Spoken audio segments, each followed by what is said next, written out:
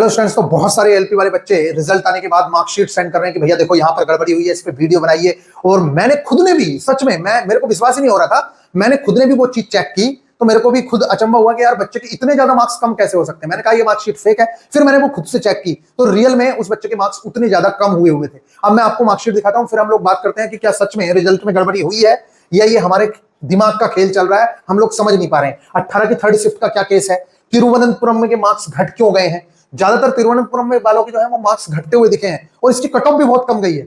अब यहां पर अगर देखें तो क्या दोबारा रिजल्ट आ सकता है, इन सारे के सारे मुद्दों पे हम लोग बहुत बेहतरीन तरीके से बात करते हैं। तो चलिए जल्दी से पहले हम देख लेते हैं ये वाली चीज पे जो आप लोगों का खेल चल रहा है 18 की शिफ्ट का। देखिए आपने अगर मेरी वीडियोस देखी हो कट ऑफ की तो मैं आप लोगों से एक बात बार बार बोलता था कि मेरे प्यारे बच्चों, जो शिफ्ट सबसे हल्की है वो 18 की थर्ड शिफ्ट ही है। जो 18 फरवरी की थर्ड शिफ्ट है ये सबसे आसान शिफ्ट है। ये यहां पर एवरेज है 47 और यहां पर 34। तो मैं आप लोगों को बार बार बता रहा था कि ये वाली जो शिफ्ट है 17 की 2, इसको बहुत ज्यादा फायदा मिलेगा और इसको जो है बहुत ही कम फायदा मिलेगा। इसमें मैंने आपको दो तरीके बताए थे कि एक चीज में मार्क्स घट सकते हैं और एक चीज में मार्क्स क्या है, इनके नहीं बढ़ेंगे, इनका बिल्कुल भी नहीं बढ़ेगा और बाकी लोगों के इनकी शिफ्ट को बेस माना जाएगा अगर, तो बाकी लोगों के इनकी शिफ्ट से ऊपर बढ़ेंगे। और अगर इस शिफ्ट को बेस माना गया, बीच वाली शिफ्ट को, तो मेरे प्यारे बच्चों फिर क्या होता है कि फिर इनके तो मार्क्स बढ़ते हैं और इनके मार्क्स घटते हैं। ये मैंने आप लोगों को बात बताई थी। अब हम देखते हैं कि रियल में हो क्या रहा है। यहां पर एक ही मतलब शिफ्ट में कुछ के मार्क्स नहीं घटे और कुछ के मार्क्स घट गए हैं। ये बहुत बड़ा लफड़े की बात है। तो आइए सबसे पहले ये सब चीज छोड़ के हम लोग देख लेते हैं कि ये मार्कशीटों में क्या हुआ है। आइए इस मार्कशीट को अगर हम देखें तो ये मेरे पास मार्कशीट आई। इसमें बच्चे ने कहा कि भैया उसके मार्क्स नहीं बढ़े बिल्कुल भी। कितने? इसके मार्क्स बढ़े ही नहीं है। तो हाँ, ये हमको दिख रहा है कि इस बच्चे के प्रोरेटेड जो मार्क्स हैं 62 पॉइंट के बाद 5 जितने थे 222 यहां पर भी नॉर्मलाइज मार्क्स इतने ही हैं। तो कई टीचर्स ये कह रहे हैं कि अरे ऐसा कैसे हो सकता है। तो मेरे प्यारे बच्चों, मैं आपको बता दूं ऐसा होना पॉसिबल है। जो चीज पॉसिबल नहीं है उस पर हम बात करेंगे। अभी ये वाली चीज पॉसिबल है, अभी मैं आपको इसका प्रूफ भी दिखाऊंगा कि हाँ ऐसा हो सकता है कि एक भी नंबर ना बढ़े। आइए इस केस में देखें यहां बच्चे के, तो सेम टू सेम यहां हुआ है कि इस बच्चे के मार्क्स नहीं बढ़े हैं। ठीक है, वो अच्छी बात है, कोई दिक्कत नहीं, यहां तक कोई दिक्कत नहीं चल रही है। अभी आइए यहां पर देख रहे हैं, यहां पर भी एक नंबर नहीं बढ़ा है, 69.333 है, 69.333 है। और ये बच्चा काफी अच्छे खासे मार्क्स किसमें लाया हुआ है, आउट ऑफ 75 ये लाया हुआ है। इसका जो रो स्कोर है टोटल वैलिड क्वेश्चंस में से 52 है। ये बहुत बड़ी बात है कि 52 क्वेश्चंस आउट ऑफ 75 हैं, उसके बावजूद भी बच्चे का फाइनल सिलेक्शन नहीं हुआ है, क्योंकि उसका जो है परसेंटाइल स्कोर 73.37 है। परसेंटाइल स्कोर मतलब इससे ऊपर कितने परसेंट बच्चे? 27% बच्चे इससे ऊपर हैं जो इससे ज्यादा नंबर ला चुके हैं। तो इसलिए इस बच्चे का सिलेक्शन नहीं हुआ है। तो आप ये सोच रहे हैं कि 52 नंबर पे सिलेक्शन नहीं हुआ, तो यहां पर परसेंटाइल स्कोर भी देखिए कि ये जो 73% है, इसका मतलब है कि इससे ऊपर जो है 27% बच्चे ऐसे हैं जो इससे ज्यादा नंबर ला रखे हैं, जिनका सिलेक्शन आप लोगों को देखने को मिला है। आगे आइए, यहां पर अगर देखें तो फिर वही बात बताई गई कि भाई साहब ये किसका है, इस कैंडिडेट का है। इस कैंडिडेट का है 16 फरवरी का। 16 फरवरी वाला भोपाल का बच्चा है। इसके यहां पर देखो मार्क्स नॉर्मलाइज्ड स्कोर इसको कितना मिला है, इसका परसेंटाइल, क्योंकि परसेंटाइल स्कोर का बहुत इंपॉर्टेंट रोल होता है। परसेंटाइल स्कोर का जो है बहुत ही इंपॉर्टेंट रोल है। अब देखिए इस बच्चे का raw score total valid question में से कुल 43 था, लेकिन इसका नॉर्मलाइज्ड स्कोर हुआ 75। तो ये बहुत ही बड़ी बात है। ये आउट ऑफ 75 था, आउट ऑफ 75, लेकिन इसका प्रोरेटेड मार्क्स आउट ऑफ 100 देखो 58 है। लेकिन इसका नॉर्मलाइजेशन जब हुआ, क्योंकि इसका 85% है, उसका कितना था 73% था, इसका देखो 85% है। समझ रहे हैं, इसका स्कोर भले ही 43 है, लेकिन मेरे प्यारे बच्चों इसका 43 स्कोर और इसका जो परसेंटाइल स्कोर है वो 85.43 है। उसका कितना था 73 ओनली, और उसके नंबर थे 52। तो मेरे प्यारे बच्चों यहां पर इससे ऊपर ओनली 15% बच्चे हैं। वहां पर क्या था, उससे ऊपर 27% बच्चे थे, उसका सिलेक्शन नहीं हुआ। यहां पर इसकी जो है 85% है, उसके बावजूद भी इसका नॉर्मलाइज्ड स्कोर आया है 75, लेकिन यहाँ की कट ऑफ 75 से भी ऊपर है भोपाल की, इसलिए मेरे प्यारे बच्चों इसका भी सिलेक्शन नहीं हुआ है। तो यहां पर अब दूसरे रिजल्ट्स देखते हैं। ऐसे ही और भी रिजल्ट देखे गए और ये वीडियोस से बच्चों ने स्क्रीनशॉट भेजे हैं बाकी टीचर्स के, ये ग्रुप में सारे के सारे आए हुए हैं कि भैया देखो ऐसे ऐसे गड़बड़ी हुई है। चलो अब सबसे पहले तो मैं आपको दिखाता हूं कि ये वाला केस तो यहीं खत्म करो, क्योंकि मेरे प्यारे बच्चों ये मेरी मार्कशीट है, 2018 की मार्कशीट है एएलपी सीबीटी 1 की। देखिए ये है एएलपी सीबीटी 1, एएलपी अभी मैं दिखाऊंगा जहां पे गड़बड़ी हुई है वो मैं दिखाऊंगा आपको। ये है एएलपी सीबीटी 1, एएलपी एंड टैक उस समय दोनों आते थे। और यहां पर आप देखिए मेरा सीबीटी 1 का रिजल्ट ये आपको दिख रहा होगा। इसमें आउट ऑफ 75 जो है 70 आउट ऑफ 75 मेरे 51.6 मार्क्स हैं। लेकिन आप आइए, प्रोरेटेड मार्क्स जो है मेरे कितने हैं, 70.77 है।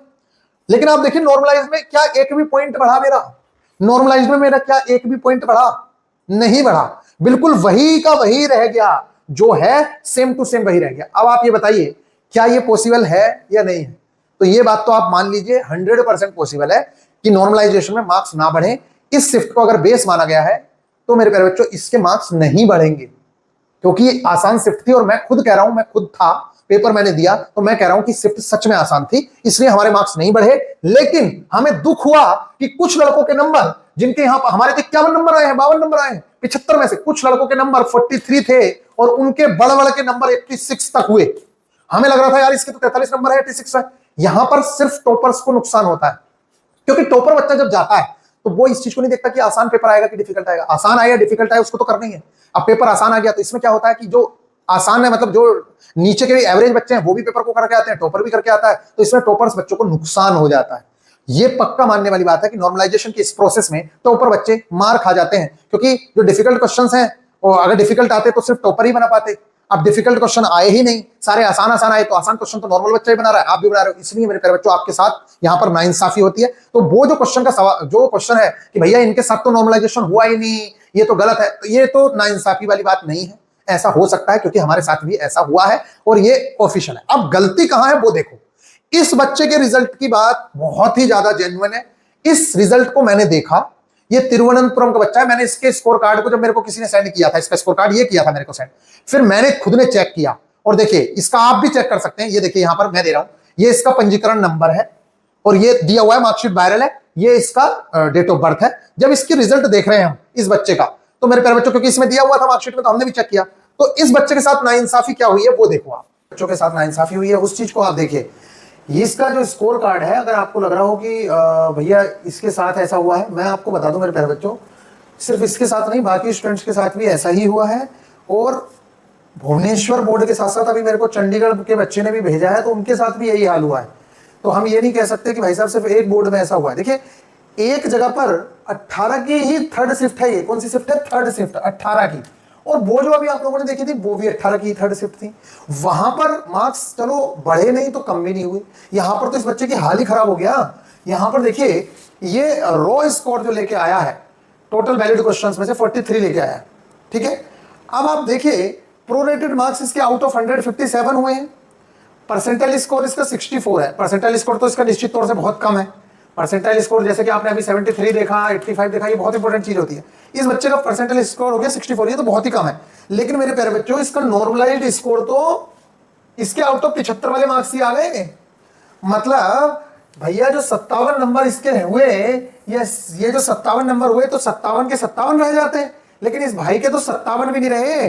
बाकी लोगों के तो कम से कम 57 तो है, इस बच्चे के तो 57 से भी घट गए 13 नंबर, और 13-14 नंबर, 13 नंबर घट गए, कितने 14 नंबर घट गए यार।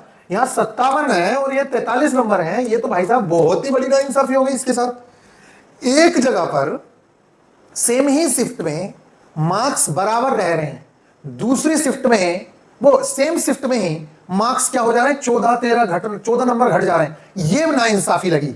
ये सच में बहुत ही ज्यादा चौंकाने वाली चीज है कि आखिरकार ऐसा क्यों हुआ है। हम देखिए रेल को गलत तो नहीं कह रहे कि भाई गलत है, रेल ने रिजल्ट नहीं निकाला है, रिजल्ट किसने निकाला है, टीसीएस ने निकाला है। तो टीसीएस को इसके बारे में जरूर से जरूर क्या देना चाहिए, इसके बारे में टीसीएस को बताना चाहिए कि आखिरकार ऐसा क्यों हुआ। देखिए एक बार फिर से दिखा देता हूं, इस बच्चे का रिजल्ट मैंने खुद ने चेक किया है, मैं आपको बता देता हूं। 18 फरवरी थर्ड शिफ्ट, ये क्या है, number of question in paper, और यहां पर लिखा हुआ है शिफ्ट, देखो वेन्यू कोड और फिर लिखिए शिफ्ट। थर्ड शिफ्ट में है 18 फरवरी की। और मेरे प्यारे बच्चों यहां पर देखिए जो अभी आप लोगों ने रिजल्ट्स देखे थे, ये जो है मेरे प्यारे बच्चों, ये सारे जो रिजल्ट्स हैं, ये वाले जो रिजल्ट हैं, ये जो आप लोग देख रहे हैं, ये देखिए ये भी 18 फरवरी की थर्ड शिफ्ट है। लेकिन इसका मार्क्स बढ़ा नहीं है तो घटा भी नहीं है, समझ लो, बढ़ा नहीं तो घटा भी नहीं, मतलब बराबर रह गया।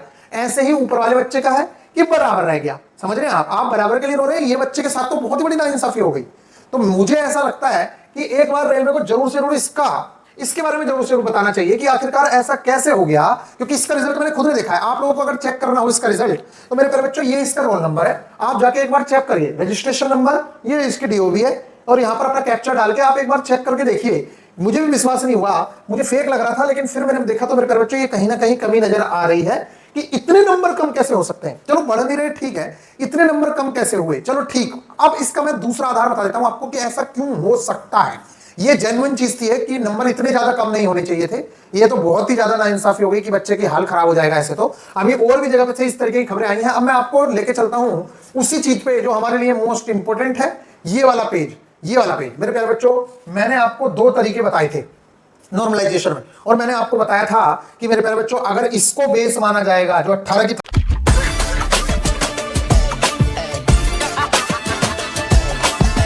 You ain't stopping me. Step aside.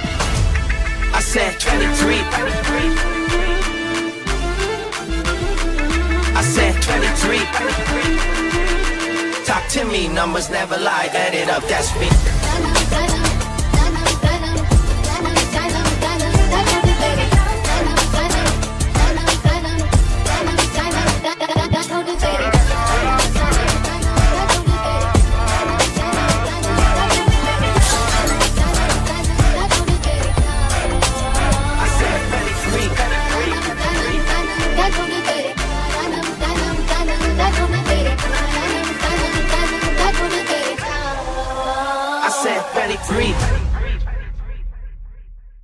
Third shift है।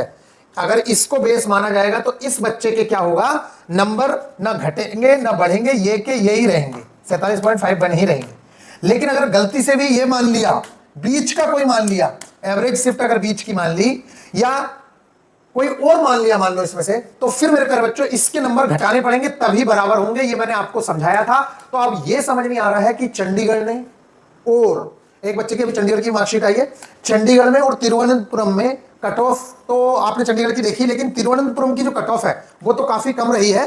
अब कम इसी वजह से रही है क्या कि मार्क्स आपने कम कर करके दिए हैं, या फिर और कोई कारण है? ये जरूर से जरूर बताना चाहिए, रेलवे को भी बताना चाहिए और इसको भी बताना चाहिए। यहाँ पर एक बच्चा है, इसका मैसेज आया ग्रुप में, ये देखिए, ये है चंडीगढ़ से, ये चंडीगढ़ से है।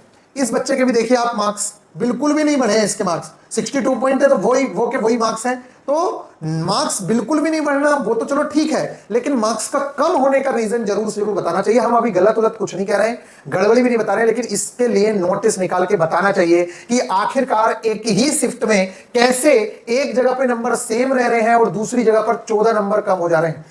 जब पूरे रेलवे में एक ही प्रोसेस चल रहा है नॉर्मलाइजेशन का, तो फिर अलग अलग बोर्ड क्या अलग अलग तरीके से नॉर्मलाइजेशन कर सकते हैं? और अगर ऐसा हुआ है तो क्यों हुआ है, इसके पीछे का रीजन जरूर से जरूर बताना चाहिए। तो मेरे प्यारे बच्चों, ये वाली जो बात है आपकी कि भाई साहब रिजल्ट में गड़बड़ी हुई है क्या या रिजल्ट में गड़बड़ी नहीं हुई है, तो मेरे प्यारे बच्चों देखिए, जब तक नहीं आता है तब तक कुछ भी बोला जा सकता है। आप बोलना चाहो कि रिजल्ट में गड़बड़ी हुई है, बोल सकते हो। हम बोलना चाहें, हम भी बोल रहे हैं कि भाई रिजल्ट में गड़बड़ी हुई, लेकिन इसका क्लैरिफिकेशन उनको देना चाहिए। हम भी हाथ जोड़ के रिक्वेस्ट करते हैं कि भाई साहब, जेन्युइन कैंडिडेट जिसका रिजल्ट होना है, अगर वो किसी कारणवश रुका है तो भैया हाथ जोड़ के रिक्वेस्ट है कि जेन्युइन कैंडिडेट का रिजल्ट जरूर से जरूर होना चाहिए। अगर किसी के साथ नाइंसाफी हुई है तो उस नाइंसाफी को दूर करना चाहिए, भले ही रिजल्ट दोबारा देना पड़े। अब इसमें बहुत ज्यादा कॉन्फ्लिक्ट होती है। कुछ बच्चे जिनका सिलेक्शन नहीं हुआ है वो तो सपोर्ट करते हैं, लेकिन जिनका हो गया वो कहते हैं अरे यार भैया क्यों परेशान कर रहे हो। हम नहीं कर रहे हैं, लेकिन अगर आपका ही कोई हक खा लेगा तो मेरे प्यारे बच्चों आपको बुरा नहीं लगेगा। तो जिन लोगों का रिजल्ट नहीं हुआ है, मैं सबके लिए दुखी नहीं हूं, क्योंकि कुछ लोगों का अपनी वजह से भी नहीं हुआ, लेकिन जिनका जेन्युइनली रिजल्ट होना चाहिए था, जिनके साथ दिक्कत हुई है, तो मेरे प्यारे बच्चों उनके लिए मेरी जरूर से जरूर आवाज उठ रही है। और मैं कहना चाहता हूं कि अगर रेलवे या टीसीएस से कोई भी गलती हुई है नॉर्मलाइजेशन प्रोसेस में, तो हम ये अभी आपको गलत नहीं ठहरा रहे हैं, ना हम कोई होते हैं गलत ठहराने वाले। आप अपने ही रिजल्ट को एक बार चेक करिए और इन लोगों को क्लैरिफिकेशन दीजिए कि भैया हमने इस तरीके से रिजल्ट निकाला है, इसलिए एक जगह पर एक शिफ्ट में नंबर नहीं बढ़े और दूसरी शिफ्ट में नंबर हमने कम किए। ये क्लैरिफिकेशन देना बनता है। गाइस, आप क्या सोचते हैं नीचे कमेंट बॉक्स में जरूर से जरूर बताइए। बाकी मेरे प्यारे बच्चों, इस वीडियो को अपने दोस्तों के साथ शेयर कर दो जितना ज्यादा पॉसिबल हो। और जो एएलपी सीबीटी 2 की तैयारी में लगे हैं उन लोगों से मैं कहना चाहूंगा कि बेहतरीन तरीके से आप लोगों की टारगेट क्लासेस स्टार्ट हैं। आप लोग बिल्कुल भी ना रुकें और अपनी तैयारी में जरूर से जरूर लगें, क्योंकि रिजल्ट अगर रिवाइज भी होता है तब भी मेरे प्यारे बच्चों आप लोगों को बिना पढ़े सिलेक्शन नहीं मिलेगा।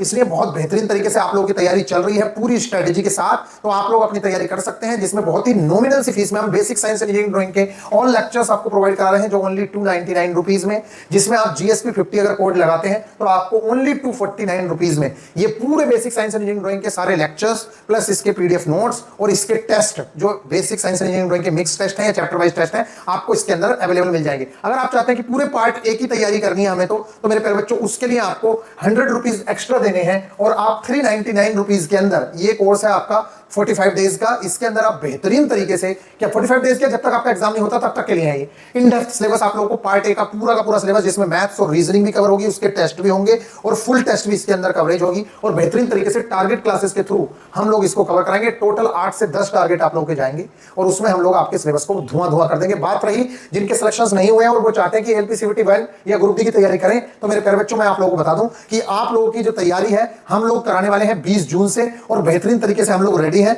और आप लोगों की तैयारी हम लोग कराएंगे। तो जिन लोगों को तैयारी करनी है तो अभी हार मत मानना, जो भी हो रिजल्ट, लेकिन मेरे प्यारे बच्चों मैं आपसे कहूंगा कि हार मत मानना। आगे बेरोजगारी बहुत बुरी है, तो कोशिश करो अगर आधे सफर में आगे हो तो अपने सिलेक्शन को श्योर कर लो। थोड़ा सा और टाइम देना पड़ रहा है दे दो, लेकिन सिलेक्शन को श्योर कर लो। आगे ग्रुप डी का एग्जाम है और 6 महीने भी नहीं लगेंगे, फिर आपको सीबीटी 2 के लिए दोबारा से तैयारी करनी पड़ेगी। आ जाएगा आपका एग्जाम, क्योंकि सीबीटी 1 आपके सर पे खड़ा हुआ है। तो बिल्कुल भी अपना एक भी सेकंड बर्बाद ना करें और 20 तारीख से तैयार रहें। आप लोगों की हम टारगेट क्लासेस लेके आ रहे हैं। आई होप कि आप लोगों को ये बातें समझ आ रही होंगी। बाकी मेरे प्यारे बच्चों, इसमें जो रिजल्ट में गड़बड़ी वाली बात है वो मैं आप लोगों को बता चुका हूं कि जो जेन्युइन इश्यूज हैं वो ये है और निश्चित तौर से रेलवे को इसकी जवाबदेही देनी चाहिए और इसका आंसर जरूर से देना चाहिए। मैंने नेक्स्ट वीडियो में आप क्या सोचते हैं नीचे कमेंट करके जरूर से बताइएगा कि रेलवे आपको क्या लग रहा है, मतलब आपको कहां गलती लग रही है। और देखो जितनी चीजें मेरे पास थी वो मैंने अभी दिखाई, अगर आपको और भी कहीं गलती लग रही है आप दिखाइए, हम लोग उस पर वीडियोस बनाएंगे और जवाब रेलवे को देना चाहिए। या रेलवे भी नहीं दे रहा है तो मेरे प्यारे बच्चों टीसीएस को तो देना ही चाहिए कि भाई साहब ये गलती है। टीसीएस रेलवे को देगा, रेलवे आपको नोटिस निकाल के देगा। नॉर्मलाइजेशन किस प्रोसेस से हुआ है, कैसे हुआ है, वो जरूर से क्लैरिफाई करना चाहिए, क्योंकि मोस्ट इंपोर्टेंट मुद्दा यही है कि 18 की ही थर्ड शिफ्ट, जिसमें एक जगह मार्क्स बिल्कुल नहीं कम हुए, ठीक है, एक जगह 14 मार्क्स कम हो गए, ऐसा कैसे पॉसिबल हो रहा है। तो इसको जरूर से चेक किया जाना चाहिए, या इसके रिजल्ट में गड़बड़ी हुई है या किसी एक जगह पे गड़बड़ी हुई है, तो ये जरूर से चेक करना चाहिए। मिलेंगे नेक्स्ट वीडियो में, ख्याल रखिएगा, टेक केयर।